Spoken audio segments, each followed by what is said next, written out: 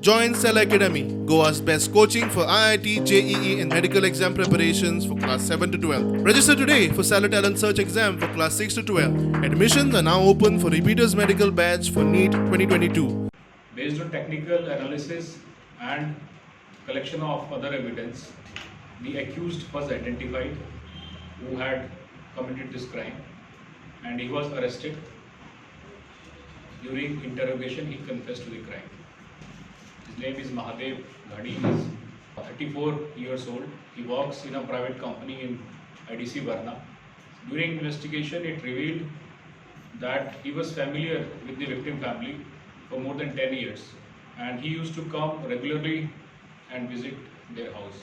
He had taken a loan from deceased lady Jeevan Kamat, which for more than a year, which she was insisting him to return, but he didn't have the money to return that time, so he was buying some time. And yesterday also he came to their residence to discuss this loan issue. During that discussion, there were some hot words were exchanged and he attacked first the deceased lady whom he had taken loan from, Jeevan Kamat, and when her elder sister came to intervene, he attacked her also.